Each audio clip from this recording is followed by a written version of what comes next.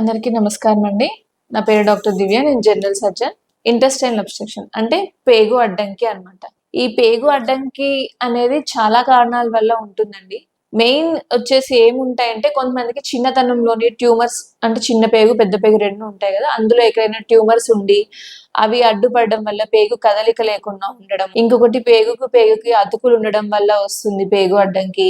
ఇంకొకటి infections, worms అంటాం గదా! నులి పురుగులు గాని లేదా పెద్ద పెద్ద పురుగులు ఇవన్నీ అడ్డం పడిపోయి అవన్నీ ఒక ముద్దలాగా ఫార్మ్ అయిపోయి అడ్డంకి ఏర్పడి దాని వల్ల గూడా పేగు అడ్డంకి అనేది ఫార్మ్ అవుతుంది. ఇంకొకటేంటంటే ట్యూమర్స్. క్యాన్సర్స్ వల్ల గూడా పేగులో అనేది కదలిక లేకుండా పేగు అడ్డంకి ఫార్మ్ అయ్యి వాపు వచ్చి ఇంటెస్టైనల్ అబ్స్ట్రక్షన్ అనేది వస్తుంది. ఇంకొకటేంటంటే కొంతమందికి ఎక్కువ కొంతమంది హెయిర్ తినడము, different objects like tube lights అని ఇప్పుడు రీసెంట్‌గా అన్ని చూస్తున్నాం గదా!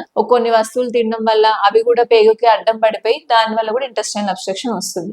ఇంకొక రేర్‌గా కనిపించే కామన్ రీజన్స్ ఏంటంటే ఇందాక మనం చెప్పుకున్నది గాల్ స్టోన్స్. ఈ పిత్తాశయంలో రాళ్ళు గూడా కిందకి జారినప్పుడు పెద్ద సైజు ఉంటే అవి గూడా అడ్డుపడి పేగు కదలిక లేకుండా పేగు అడ్డంకి రావచ్చు. పేగు అడ్డంకి ఉన్నప్పుడు మెయిన్ సింప్టమ్స్ ఏముంటాయంటే ఫస్ట్ కడుపులో నొప్పి స్టార్ట్ అవుతుంది. తర్వాత కడుపుబ్బరం.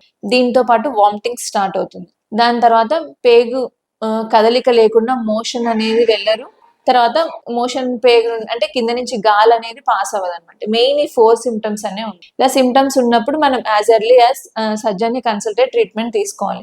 కొన్ని సందర్భాల్లో మనకున్న కండిషన్‌ని బట్టి ఆ అబ్స్ట్రక్షన్‌ని మెడికల్ మేనేజ్‌మెంట్ అంటే మందులతో గూడా నయమవుతుంది. కొన్ని కారణాలు ఇట్లాంటి క్యాన్సర్ గడ్డలు కానీ, పేగు అతుకులుండి మందులతో రిలీవ్ అవ్వనప్పుడు మాత్రం సర్జరీకి వెళ్ళాల్సి ఉంటుంది.